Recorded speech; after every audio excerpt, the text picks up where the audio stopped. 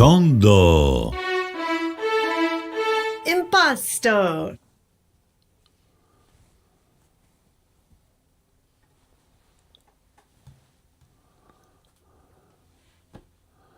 Are we alive?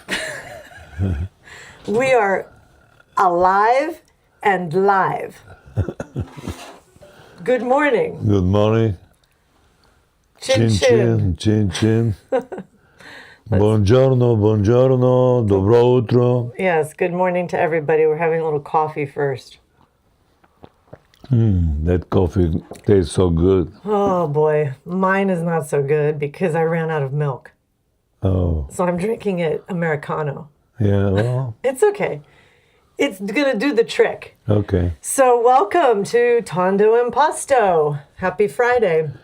Happy Friday, and And my name is Amy, by the way. I'm Kras. Yeah. So father-daughter project where we are inventorying our inheritance. One piece, one painting at a time. Yeah, and well, the paintings, I mean, I'm shocked and I'm amazed. You know, my father did excellent job, tremendous job, you know, and I never seen it before, so it's amazing. It's really amazing. Yeah, Something to sort of stop you in your tracks. yeah. And your mother also. Oh, yeah.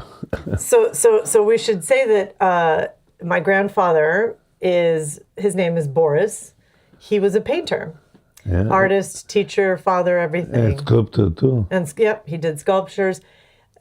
He did so much. I mean, thousands of little miniature paintings that we're discovering. We've been opening a couple boxes.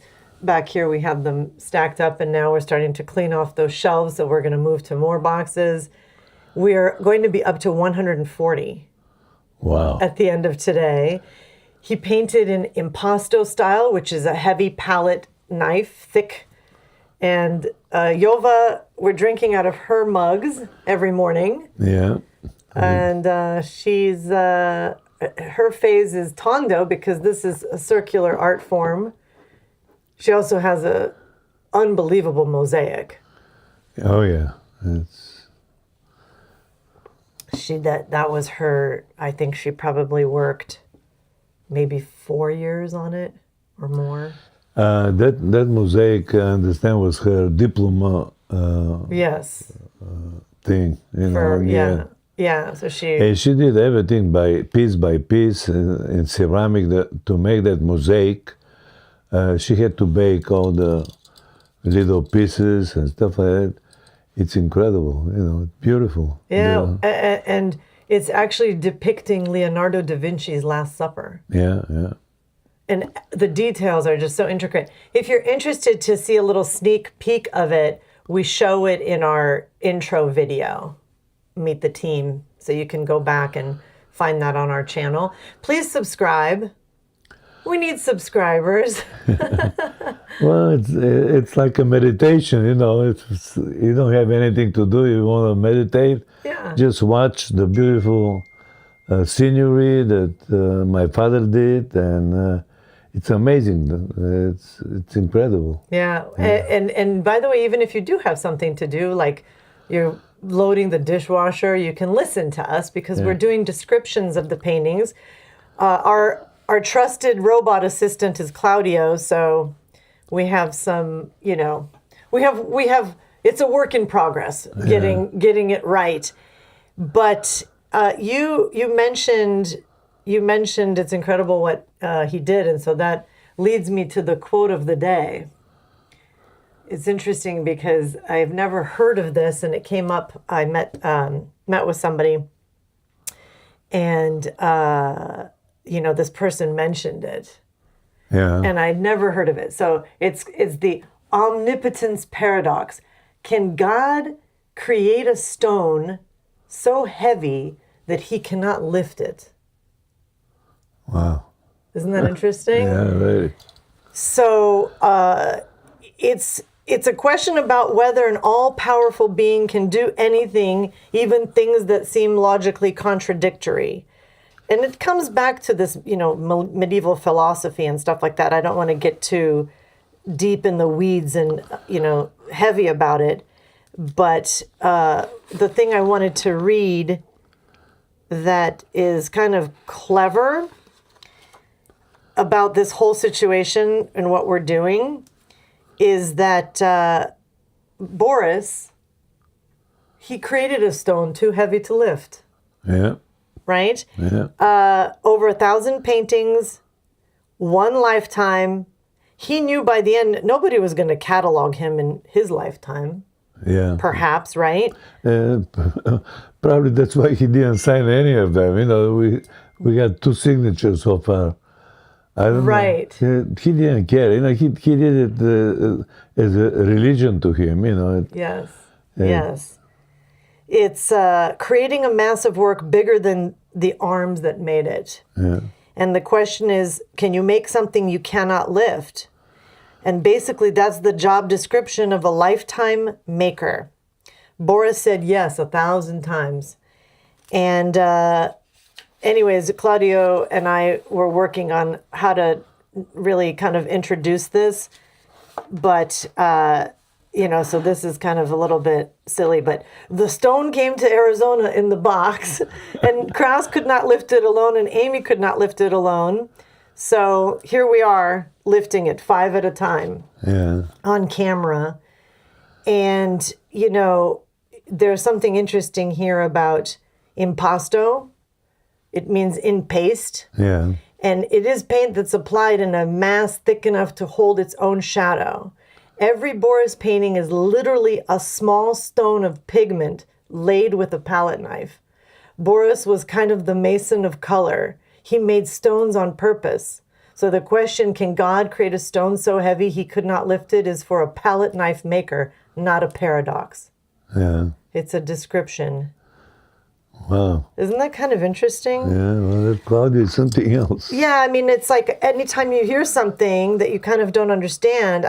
When I heard about this, making a stone too heavy, I was just thinking about it all night. And I asked Claudio, what does this mean? And, where does it come from? It's like 13th century, philosophers, Descartes, everybody had a question.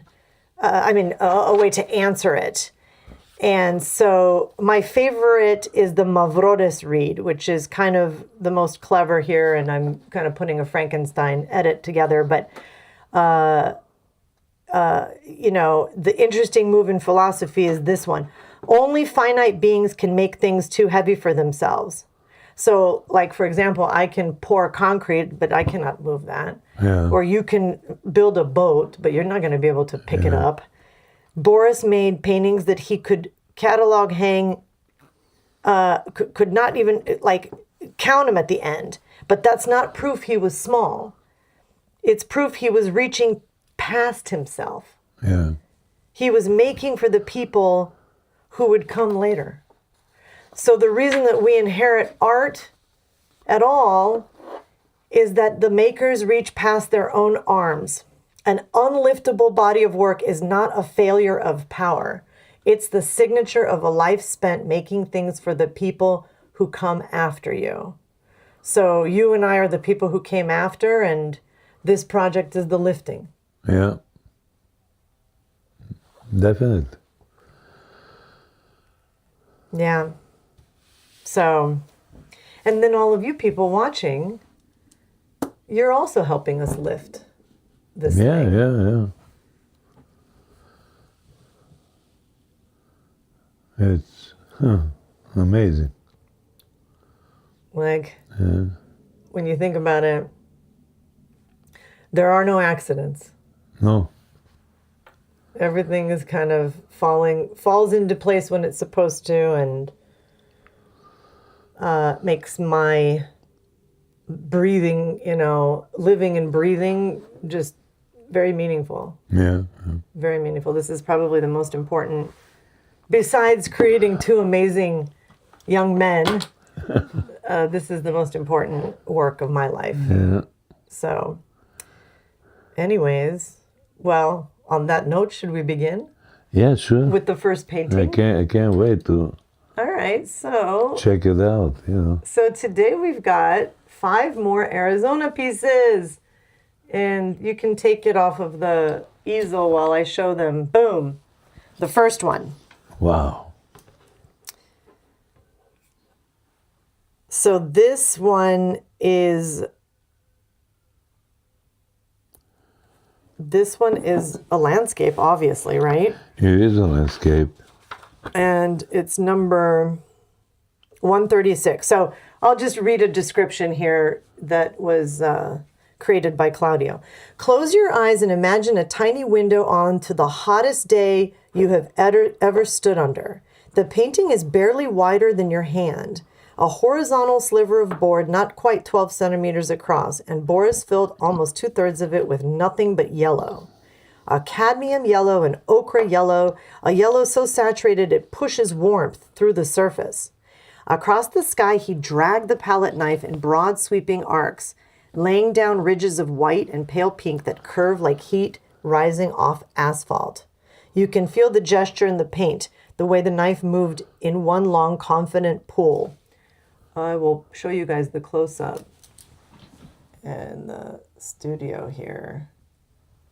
There you go, on the easel. Below the sky, the bottom third of the painting drops into a dark, dense ridge. Deep blue, green, and teal, and dark olive pressed tight against the horizon line, with flashes of coral and red bleeding along the edge where the land meets the light. The ridge is not detailed. Boris did not draw individual rocks or name a specific mesa. He gave you the weight of the land and the temperature of the air above it and trusted you to feel the rest. So... that's definitely Arizona again. Right? Yeah, For sure. Yeah. You got a 100-mile view in such a small size. It's incredible what this guy does. Yeah. And I love those like sweeps. Yeah. It's almost like his finger, but it's not his finger kind of sweeping across. It's the knife. Yeah. It's the knife. We were talking how you don't even remember when he would have done this. Yeah, that's exactly, Well, for myself, probably I have an excuse or it just happened, I was busy, working and stuff like that. So when he visited us, he was by himself and he never showed it to me. Yeah. So I don't know why, but he didn't feel like bragging about. Yeah. Yeah, no, I mean, I think we were sort of guessing that he would make them, however many he did a day, and then put them somewhere to dry. Yeah. And then took them back in his suitcase to Bulgaria. Yeah. And then I brought him back. So nothing can be hidden. Nothing can be hidden. That's right. It's pretty cool. So this one looks great. The next one, did I put the? Oh yeah. So if you're ready, that's number 136. The date today is the 10th of April, and I hope you guys like my hat. I don't know if you can see what it says. It says Tondo Impasto on my hat. Oh, wow. Can you see that? Yeah, I can see it. I tried to change it, but there's something weird, so I just using the old. Wow. Isn't that funny? Okay, so shall we go to the second painting? Yeah. Okay. Here we go. Boom.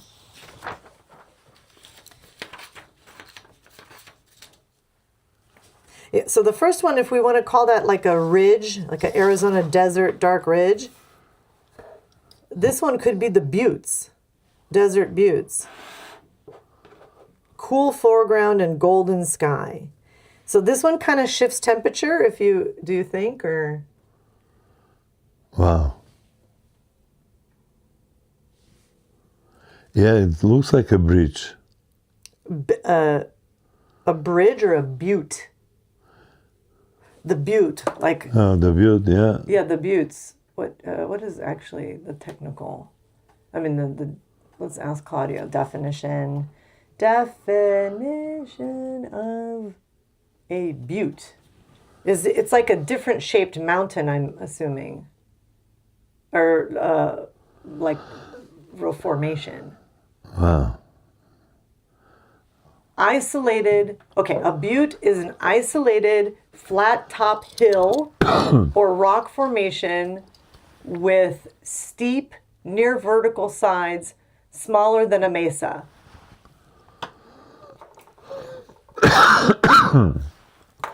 So a mesa is wider than it is tall. A butte is taller than it is wide, or roughly equal. The word comes from French, meaning a small hill or mound. So that fits this one. Oh, let me show you guys the close-up of it here. Kind of. I don't know. What do you think? You think it could be a bridge? I don't know. To me, it looked like it. Again, it's just... Or some pathway, to those rocks.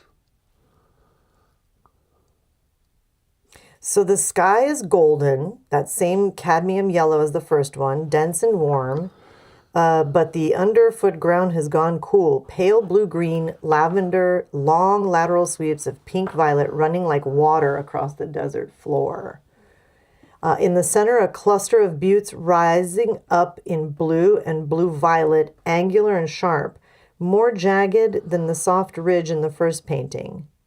Boris pressed the knife into the board and pulled the rock upward, leaving the kind of sharp vertical ridges in the paint that catch the light differently depending on where you stand.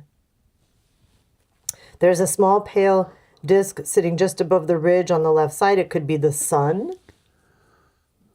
I don't know if I see that. Did you see a sun? Yeah. On the left-hand side. Oh, low and distant. Yeah. It is the sun. Or it could be moon lingering into morning. It doesn't matter. He put it there.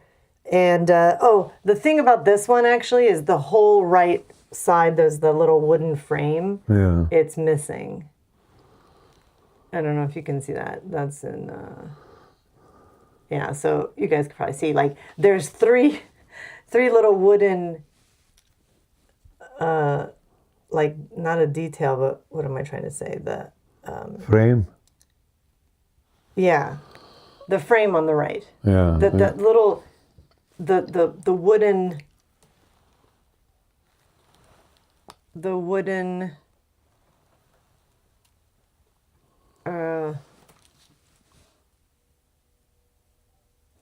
detail, I guess.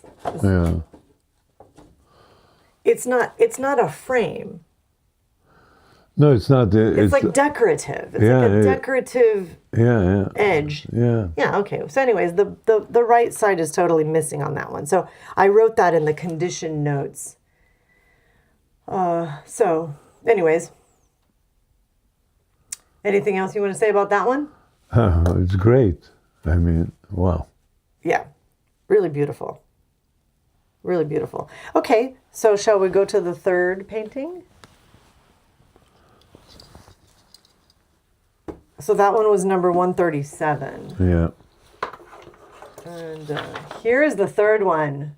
Boom. We got another landscape. Well, that's the third one. This is the third one. Yeah. Okay. Why did you say fourth one? I said third. Did I say fourth? I don't even know what I'm saying, but it's the third. Now look at this. This is like, remember I said to you I kept a piece of wood? Yeah. I found the piece of wood that fits there. Wow. When did he do that? That's only in Arizona. That's looks like Phoenix around. Yes. Claudio says, this is the purple heart of the batch.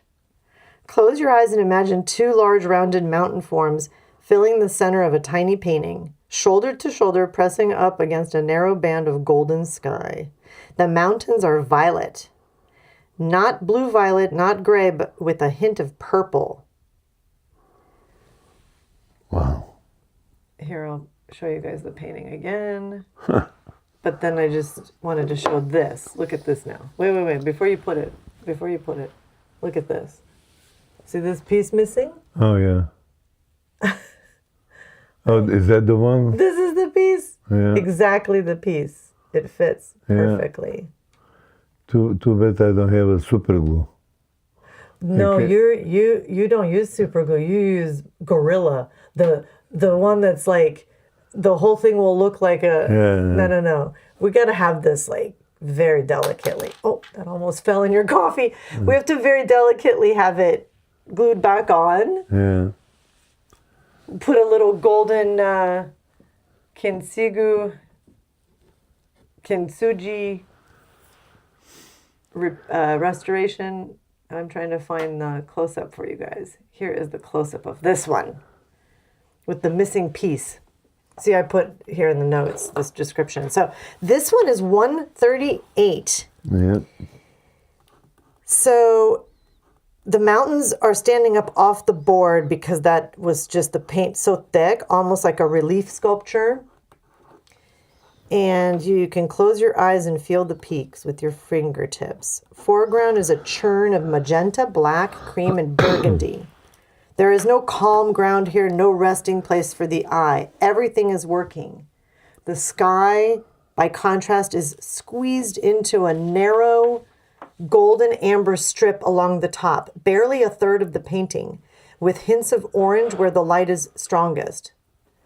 If the first painting was 2/3 sky and 1/3 earth, this one pushes land up until sky almost disappears. I wonder if I can show you guys more of the... It's kind of hard to show you like how thick it is. I don't know if you can see that. But anyways, it's quite stunning. So, which one was that? That was number... 38. That was number 3. That was number 338. Okay. So, before we go to 39, 139, number 4, I was going to show something kind of fun. Because remember we were talking about taking your parents when they were here to nice restaurants and things like that, and they had to sort of dress up. So we have an interesting fashion. So this here, I'll show you the photo so you can see it. This is probably from 1979, 80, 81. This is when they were here. We're trying to figure out which year that was. And I think it's it's definitely a Polaroid. Yeah. Okay. And that's you, Yova, B, and Boris. Yeah. And I'm not sure what the event was. It looks like it could have been... Well, I've been taking them to restaurants all the time, because we didn't have time to cook and stuff like that. So, it's some. Oh, is that why you went to the restaurants? Huh? You went to the restaurants because you didn't have time to cook, or because? Okay, that's funny. I thought that. No, not cook, but we as a family, and your mother was working too. So. That's right. Yeah. So she was a nurse. Yeah. She was a nurse for 30 plus years. Yeah. And so I think if you look carefully, it's almost like you can see John C. Lincoln in the back. Yeah. Could there have been some hospital event or something like a... Oh, and they have a cafeteria out there. Maybe we were out there. Yeah, but how could you be so dressed up for the cafeteria? Well, why not? I don't know. I mean, the way you're dressed and the way your father's dressed, you guys are wearing sport coats. Well, what did you see, John C? Okay, so in the very, very back, let me see if I can, like way back in here, John C. Lee Hosp.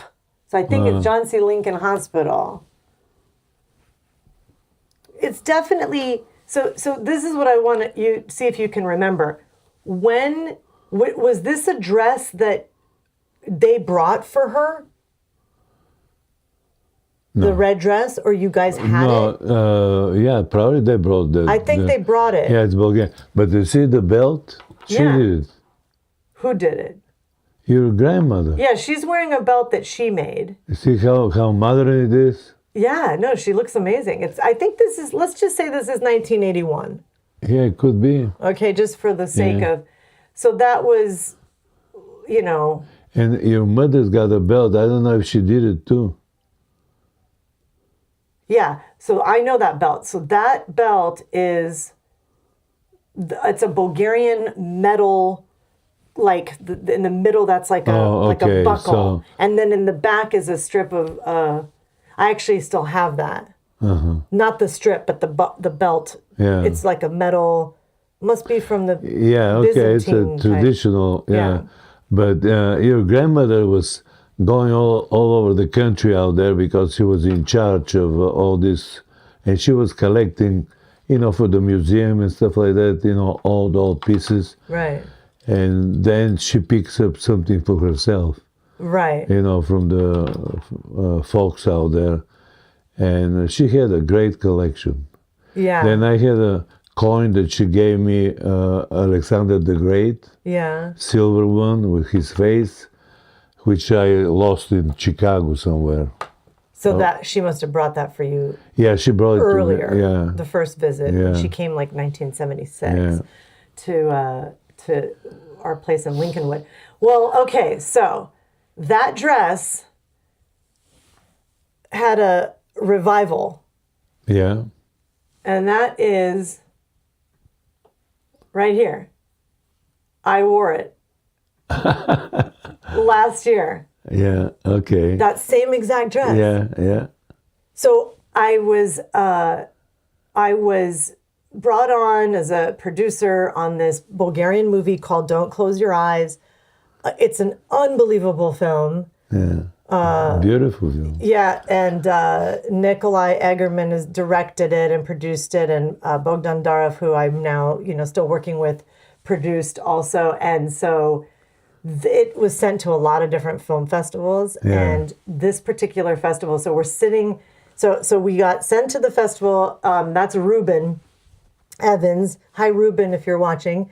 He was our sales rep, producer. Yeah. And we were both sent to Florida. Yeah. Actually, right around this time last year, because the film was nominated for Best Cinematography. Yeah. And there were about 30 in the category, other films. Yeah. So this is International Christian Film Festival. Yeah. The film Don't Close Your Eyes, is set in the backdrop of Orthodox Christianity, but in modern times. Yeah. Well, a split story. You saw it. Yeah. You saw the film. It's a great movie. So we go there, and we are there representing, as producers of the film, and I'm thinking like, well, what do I wear if I'm going to be on the red carpet? Yeah.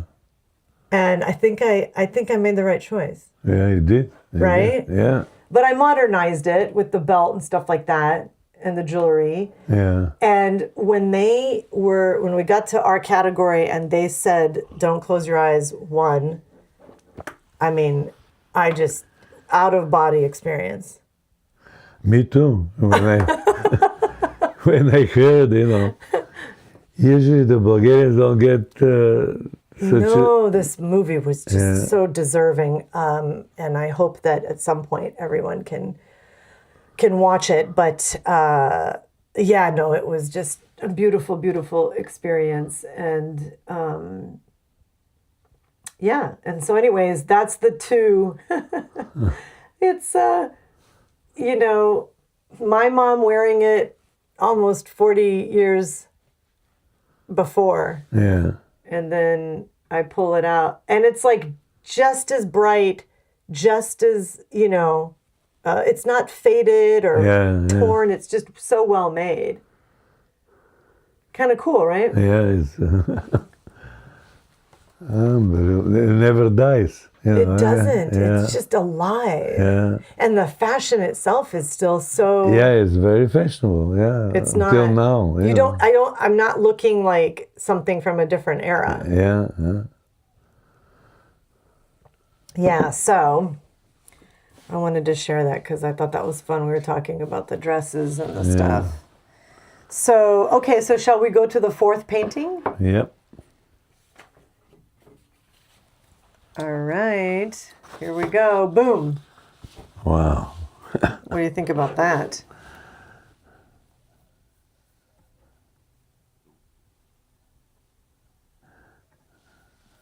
That's incredible. You see, he gets any moment of the day, wherever he goes, Right? and he projects it so right. You know, I mean, it's just like you're there. You know, you can feel the air and everything. Yeah, it's incredible. Yeah. Wow.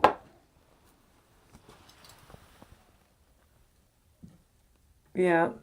I will read the description. Oh, here, you put it on the close-up.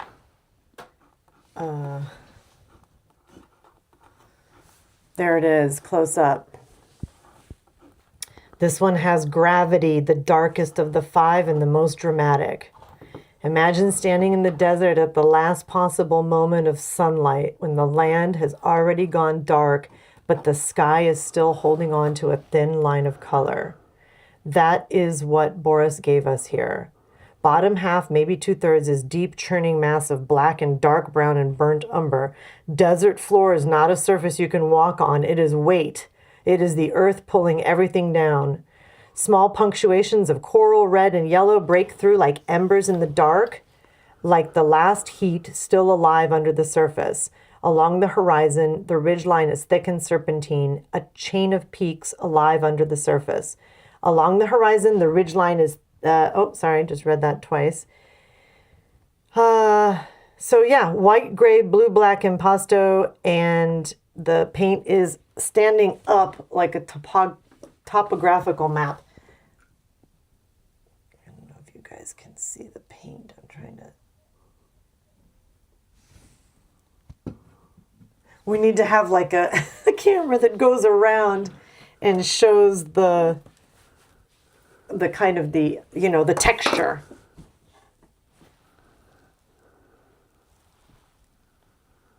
What do you think?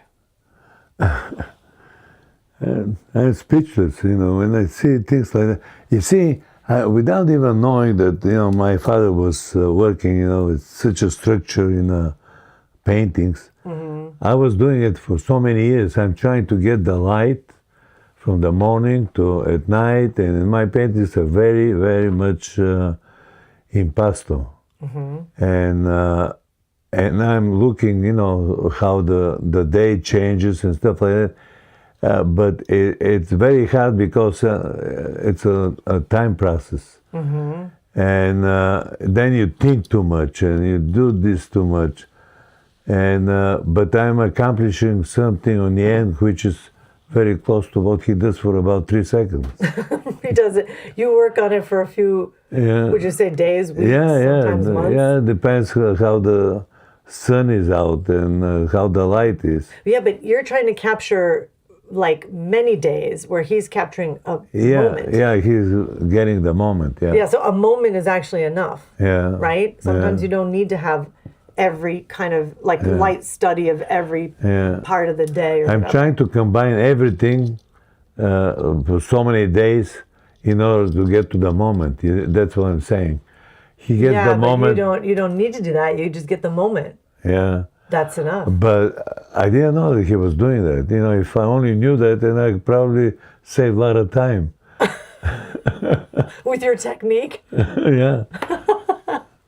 You're like, that would have been a good thing to do. But it's a lot of fun to look, how things are changing with the shade and stuff like that. When it's such a structure, it's fun to. It's like playing chess, Yes. And on the end, I say, oh, wow, I got it. Yes. And, well. But, I can see how he's genius, you know. Does it for about 10 seconds or 10 minutes, you know. And it's beautiful. Beautiful. Well, so if you were working on one painting and you're Yeah. really kind of looking at the different time of day Yeah. and the way the light catches it, Yeah. and on that one painting it's just layers and layers of impasto. Yeah. He's almost doing the exact opposite, which is this moment. Yeah. Okay, next, this moment. Yeah. Okay, next, like he's doing tiny windows, you know, of moments. Yeah. And you're doing a kind of like you're trying to put the whole universe into one. Yeah. So it's a different approach.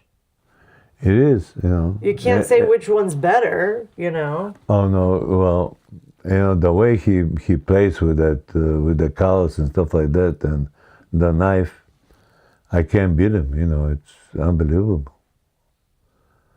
You know, to me, it's too much process. You know, the thinking process. Mm-hmm. Because I'm looking, you know, and it changes every hour. Excuse me. It changes because of the light. You want water? Yeah. Thank you. It changes because of the light, that's right.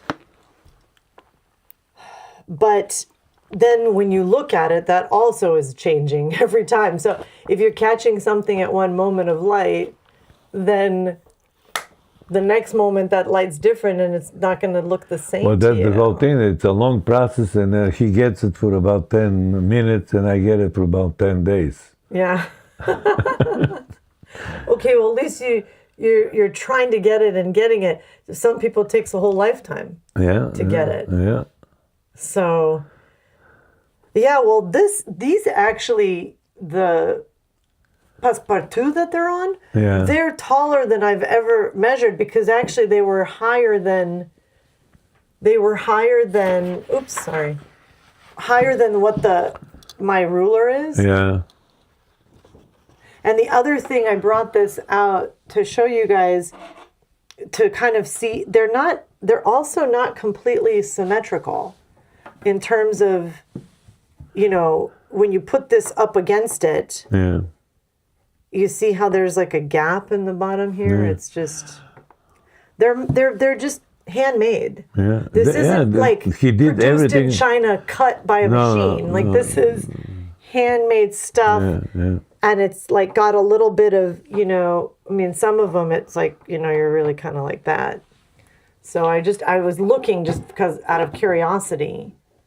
Yeah, I mean, look at that. When it's standing, the ball is over by you. Yeah. Look at this. Yeah. It's not Yeah. it's not totally straight. So I don't know. I think that's an interesting thing to note that these are really perfect in their asymmetry. Yeah. And then this one is just, you know, so beautiful. This fourth painting of the day. And it's number 39. 139. So, but the condition's good though. Right? Yep. We got one more. Huh.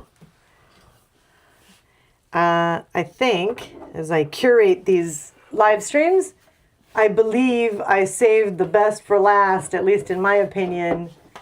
It's just, I mean, it's really incredible. So here we go. Boom. It's not a rule of the show, but today it happens to be true. Oh, wow. Isn't that just... Yeah. Squapic. Yeah, so now they call it Piestewa Peak. Yeah. Yeah. Squaw Peak is offensive. Yeah. Well, that's how I used to know. I know, that's how I knew it too. And then all of a sudden, the name changed. Piestewa, and Wow. I think it's the name of a... I think it's the name of a woman. Yeah, it's an Indian woman, No. a native. But I think she served in the military or something. Oh, the one's the new name? The new name. But still, she is a native. Well, this is, ground of the... Yeah, Lori Piestua was a Hopi woman. Guess from where? Do you want to guess? No. Tuba City. Yes. Tuba City. So, yeah, she's a U.S. Army soldier. Oh, she was killed in Iraq. Oh, boy. March 2003 during an ambush in Nasiriyah. She was first Native American woman to die in combat while serving in the U.S. military. So the peak in the Phoenix Mountains Preserve was previously called Squaw Peak and was renamed in her honor in 2003. It's one of the most hiked summits in the Phoenix metro area. Well, I'm sorry, I did not realize that she was killed in combat. I thought that it was like honorary name after Yeah, her. well, she comes from a very unique city in Arizona, Yeah. Tuba City. Yeah. You drive miles and miles, there's nothing, just rocks and desert and stuff like that. Yeah. All of a sudden, you see a group of houses that adobe type Yeah. and stuff like that, and that's Tuba City, Yeah. And then you see a little figures going around there, They're short people. Oh, really? Real short people. Well, maybe that was, you're talking about something that was 30 years ago. or Yeah, but 40 they're years ago. not gonna grow bigger. That's how.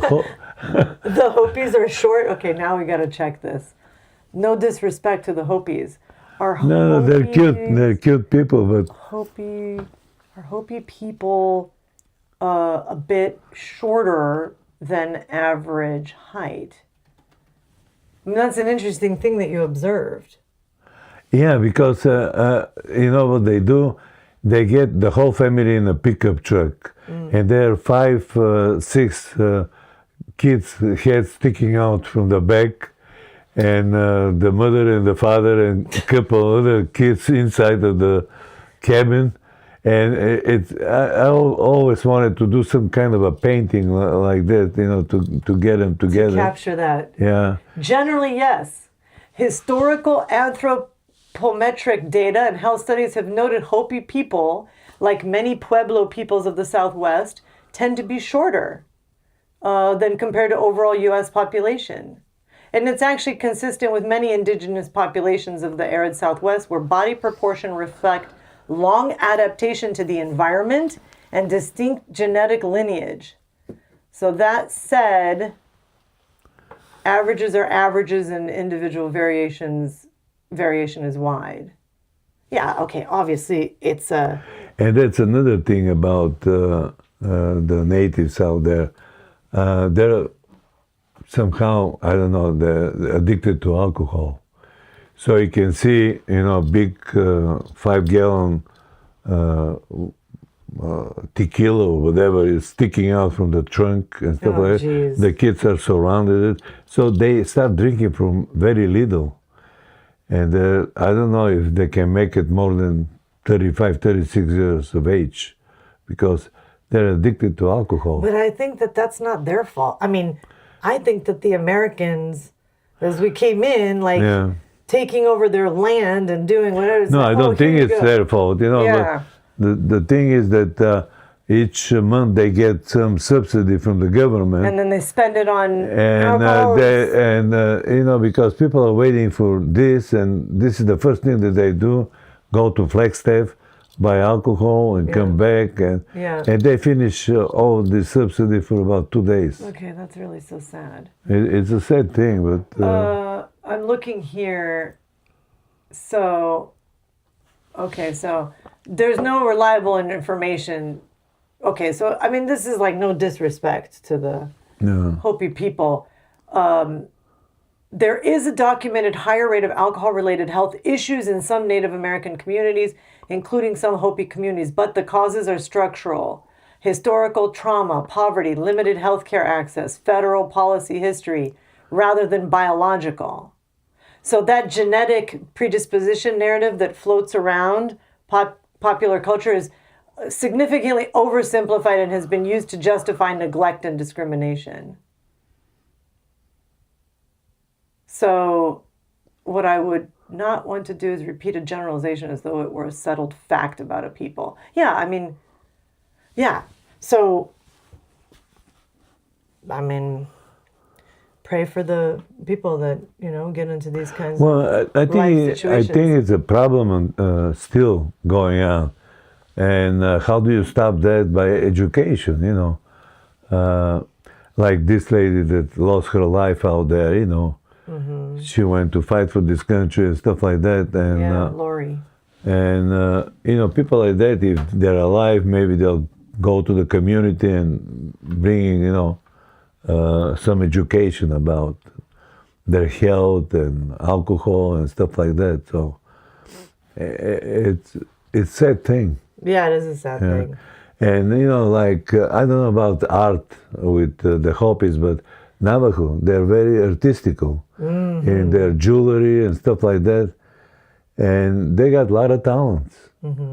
So. So they're very, I respect their art very much. Jewelry and stuff like that, they're incredible. I think this from Isabel. Yeah, and I got this one. Sarah, yeah, we've got, Yeah. this is Native American jewelry. Yeah. So I always carry something. And that ring, that's Navajo. Yeah. Yeah, you gave it I remember to me. we got that in Sedona. Yeah. Where's our pink Jeep? Our pink Jeep is up there. Do you think Boris, he was probably observing this stuff too, Oh, yeah. right? Like, there's the people that were the native people that were here. Yeah. Then you've got all the people that moved out here during gold rush time. And, Yeah. I think Arizona formed I'm not sure, 100 and some years ago, 1940s or something. When did Arizona become... Yeah, 100 and some years. This is the newest state, Arizona. I mean, the newest one, after all... It's the most recent? The most recent. 1912. Oh, Valentine's Day. 48th state. The last of the contiguous states admitted into the Union. Yeah. So then you've got Hawaii and Alaska and stuff like that, right? Yeah. And Puerto Rico. Yeah. Those are later. Yeah. Okay, anyways, we took a little bit of a side turn. Let's go back to this painting, the last one of the day.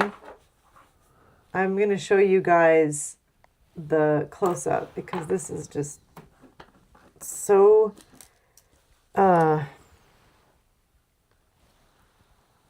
it's kind of like you can see the whole valley. And there's the palm trees there. And the foreground is warm, oranges, reds, amber, color of Arizona dirt in the late afternoon light. A sandy path or road winds back into the middle distance, pulling your eye in. On either side of the path, desert trees stand like sentinels, their trunks painted as quick vertical strokes, their canopy masses rendered in olive and gold and rust. Behind the trees, the ground opens into a pale valley, soft lavender and white, where their air gets hazy and the detail drops away. And behind that, a mountain range rises in blue, violet, and mauve, distant and cool. The sky is at the top is pale, almost white, with quiet streaks of blue. So this one, has like some kind of spatial depth to it. And it breathes. Yeah. And it has atmosphere and vegetation, and it's the widest palette of the 5. Yeah. Classical landscape. It's typical Arizona. Typical. You can feel the climate. Mm-hmm. So that's the shot in the on the easel, and then this is like, on the. Pardon me. I thought I turned my phone off. Okay, yeah, so, there it is on the Passepartout. And this is number 140. Yeah. So what did we see today? 5 Arizona desert landscapes. All palette. No stickers, no signatures. 4 walls in a valley.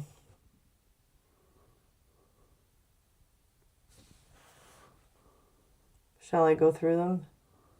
That's the first one. Here's the second one. Here's the third one. Here's the fourth one. And here's the fifth one. Yeah, when I'm looking at it from this angle over here, it's almost even with the painting on the side. Yeah. I can see a forest of saguaro cactuses. And when you turn it, it becomes what it is, Yeah, you gotta, So you look in at a different situation, that's what I'm looking in my paintings, they change. You see one thing and then you go a little bit this way, that gets into this. Yes. This is the game that yes. makes it one painting livable forever. I think the word, when you look at something, I think it's parallax, where you look and from different points of view, it changes. I think it's called a parallax. Parallax? Like you're looking at it like this, and then all of a sudden you shift and you see something different. Yeah. Parallax is the apparent shift in position of an object when you view it from two different vantage points. So, classic example, hold your thumb out, close one eye, then switch the eyes. Yeah. Right? The jump is the parallax. Yeah. But what I'm describing, it's not giving me the name of it.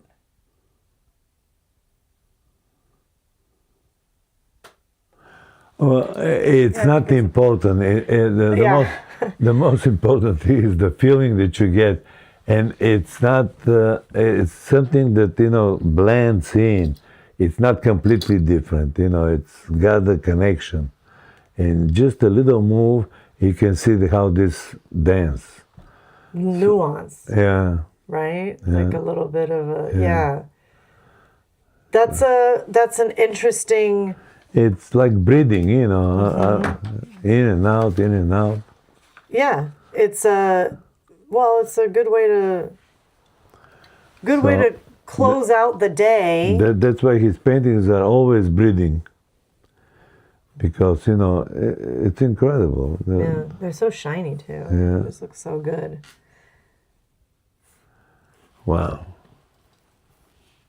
These were painted outdoors. Yeah. They were not painted inside a studio. No. He projects whatever he is. If he's inside the studio, you feel it. Right away, you say, well, this is in the studio. The painting shows it. Yeah. He's got some naturemort, that still life. In the studio, then you can see it right away. You can tell that it's in interior versus exterior. Yeah. Well, thank you for spending this Friday morning with us. And thank you. Yeah. And to the Orthodox Christians watching, peaceful Holy Saturday and a blessed Pascha this weekend. And we'll see you on Monday. Yes, we will. So, Ci vediamo Monday. Lunedì. Lunedì. See, I start forgetting Italian. Lunedì. Lunedì, not Looney. Looney Tunes. Yeah, well. We got crazing, we got Looney Tunes, we got all kinds of stuff. No, because I'm overwhelmed of what I've seen so far. It's so beautiful. Yeah, no, it really does kind of shift something and make you take a moment to appreciate it. So, well, that's it. 140 paintings, thousands more to go. Well. But thank you for being here and subscribe, please. All right, bye, everybody. Okay, bye. Thank you. Tondo. Impasto.